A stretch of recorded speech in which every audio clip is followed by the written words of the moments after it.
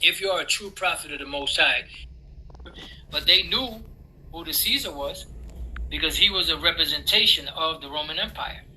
So when there was different teachings, there were doctrines, dogmas, there was always a name attached to it. All right? So if you are part of the elect, if you are a true prophet of the Most High, you will call on the names of Yahweh and Yahweh Shai. And you know when you're going to call on those names? When shit gets hard out here. When the goodies stop. When the gravy train stops. When Jacob's trouble is in full bloom. When you find yourself in perilous times. Then you're not going to be saying, no, we don't know the names. You're going to be calling on those names. Just like you called on those names, Bishop Nathaniel, when you were sick. You were calling on those names fervently. You know, and then even when you got better, which was beautiful, you know, you called on the name of the Lord.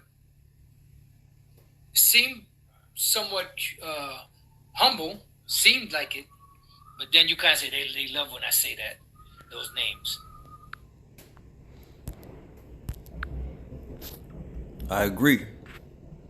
When all hell breaks loose, you false teachers, you're going to come to your senses, but it's going to be too late. Just like Esau Edom. At the end of the day, he's going to come to his senses.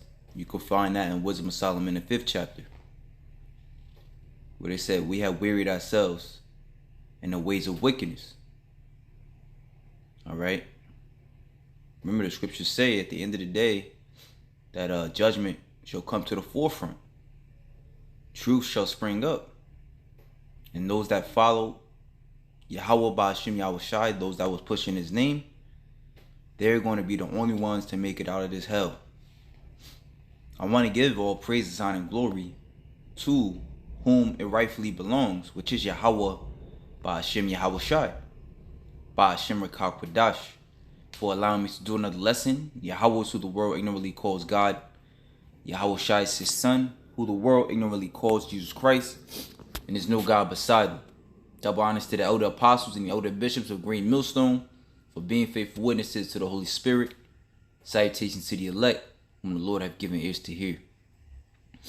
Now, you know, when you read this book of Deuteronomy, 32nd chapter, it spells out the life of Israel, how the Lord would leave them because they left him. All right? And pretty much how their life would turn out to be, which is why we are yet this day in our captivity, because we forsake him, we forsook him. 2/3 of our people, they still do. So this is Deuteronomy 32 and 14. Let me start at 13. He made him ride on the high places of the earth, that he might eat the increase of the fields. And he made him to suck honey out of the rock, and oil out of the flinty rock, butter of kin, milk of sheep, fat of lambs, and the rams of bread of Bashan and goats, with the fat of kidneys of wheat. And thou didst drink the pure blood of the grape. So he didn't want for nothing. But Jeshurun, another name for Israel, waxed fat and kicked. That's a lot of these guys that have a hard time pronouncing it. They have a hard time saying the name of the Lord, you know, but let their name be taken out of context or not said properly, they're going to correct the individual. And these same guys, not so coincidentally, you know, are fat. All right, which we believe a lot of these guys, you know, Esau been filling his pockets. Right, like they say, a gift lines the eyes of the wise so that he cannot reprove. But Jeshurun waxed fat and kicked. Thou art waxing fat, thou art grown thick, thou art covered with fatness. Then he forsook God which made him. Right, and he is no different. He's an Israelite, right? So when he got better from his sickness, he said, to hell with that name. You know, but the Lord got a lot more diseases coming down the pipeline. Got a lot more plagues coming for these guys, and lightly esteemed the rock of his salvation. They provoked him to jealousy with strange gods, with abominations provoked they him to anger. They sacrificed unto devils, not unto God, to gods whom they knew not. The letter J did not even come into existence until the 15th century. So, as we always say, how could the Lord's name be Jesus? Don't make sense. To new gods that came newly up, whom your fathers feared not. It's like it.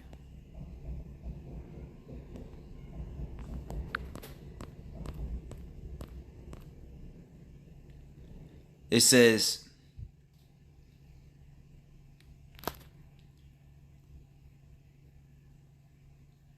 of the rock that beget thee, thou art unmindful, and hast forgotten God that formed thee. And when Yahweh saw it, right, and even the Lord himself, because he's talking about various gods in these verses, but he put a stamp on it. He said God, God, and then he says his name, going to show you that his name is very important, man. He abhorred them. And when Yahweh saw it, not the Lord, but Yahweh, he abhorred them because of the provoking of his sons and of his daughters. And he said, I will hide my face from them. I will see what their end shall be, for they are a very forward generation, children in whom is no faith. So now, for sake of time, I want to jump down to verse 39. See now, I, even I am he. There is no God with me. I kill and I make alive. I wound and I heal.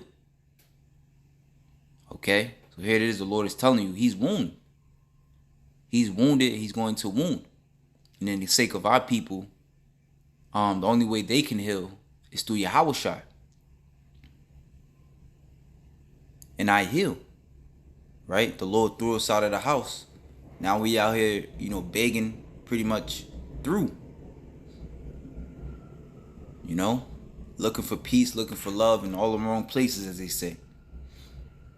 It says, and I heal. Right? And those that call in the name of the Lord, they shall be healed. Simple and plain. Psalms chapter 91, verse 13 and 14.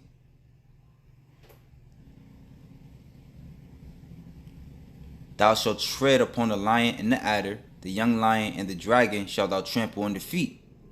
Because he set his love upon me, therefore will I deliver him. I will set him on high, because he hath known my name. Okay? And reminds me of the book of Proverbs. Was it 18? 18 and 10.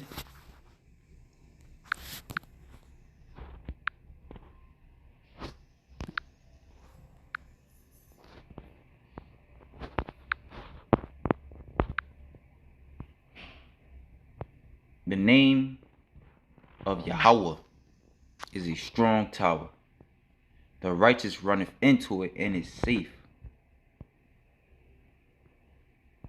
Now that word safe is shagab, meaning to be high, be inaccessibly high. Alright? So in the name, right, again, did he not just say he's going to set him up on high? Right? In other words, those that know the name of the Lord, those that believe in the name of the Lord, they're going to be inaccessible. The Lord is going to hide them from destruction. All right? They got the message. So when the Lord proverbially comes and, put a foot in everybody's ass, he don't got to do that to them. And that word known is yada, to know, to perceive, to discriminate, to distinguish. Okay? And being in this life, growing up as Gentiles, we lived, you have brothers grew up as Christians, as Muslims. You know, some might have even been atheists. You know, but the power of the Lord, woke them up, however form and fashion He did. I mean, of course, us being Israelites, being hard-headed, the way the Lord woke brothers up, His elect, it was at a miraculous. Was it was with something miraculous that they could have understood, right? In the case of them knowing the name of the Lord, right? Learning that through all their troubles, He got them out of it. He the one that woke them up, right? And if our people continue to stay fucking sleep, well, too bad for them. They're gonna learn the hard way. It's that the book of Hosea 5:15. I will go and return to my place till they acknowledge their offense. Pretty much what we read in Deuteronomy 32. And seek my face in their affliction, they will seek me early. And that word early goes into earnestly. They're going to be saying, God, oh God, Yahweh, help me. I'm sorry. It's going to be too late. It's going to be way too late, man.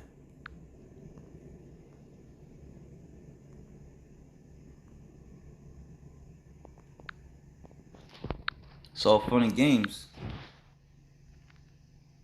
until judgment comes.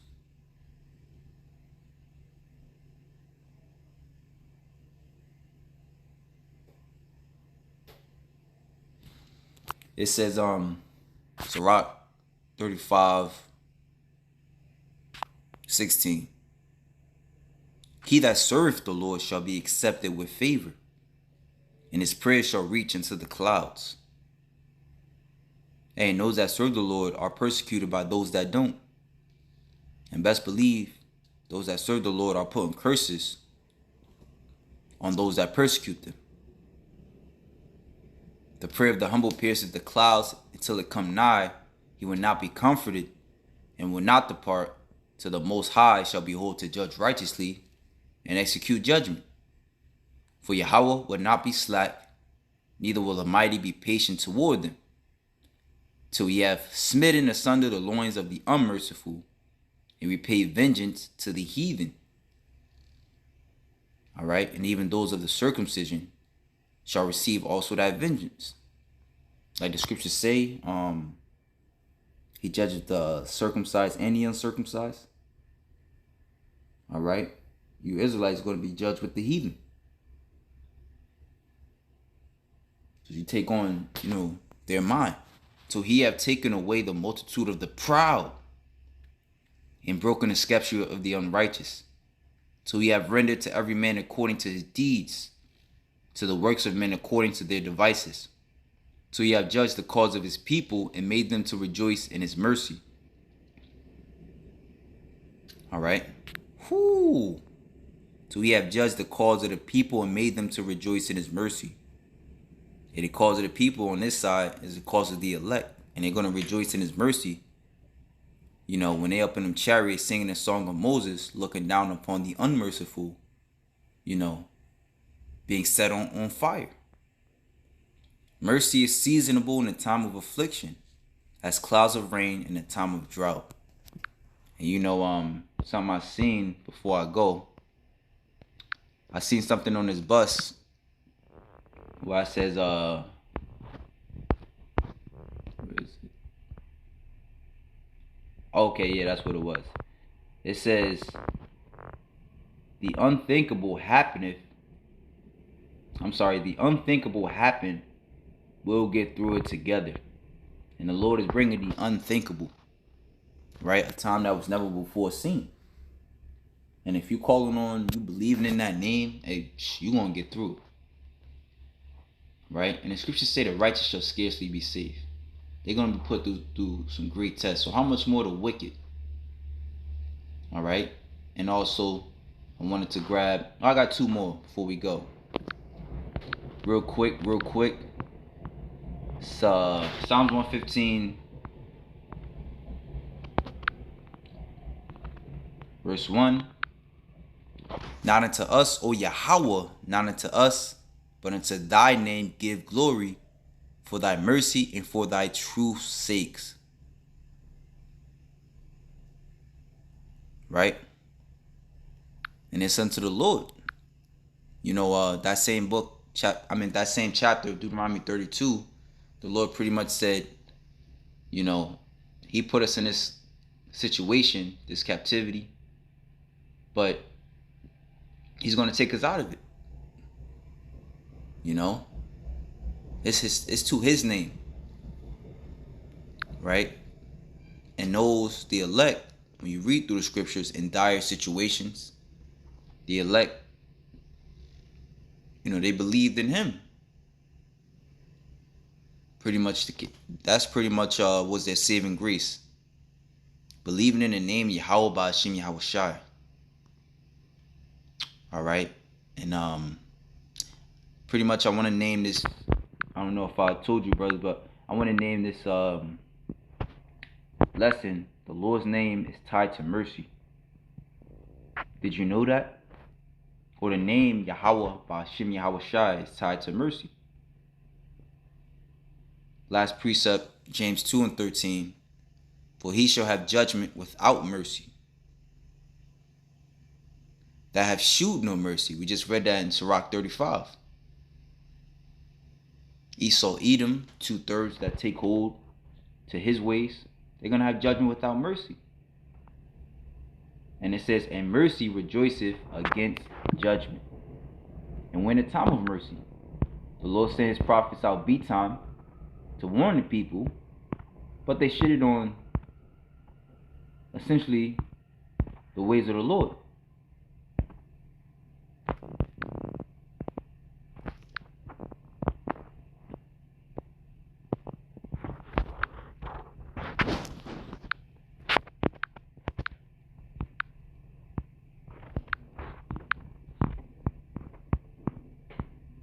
Right? But it says right here in the NLT,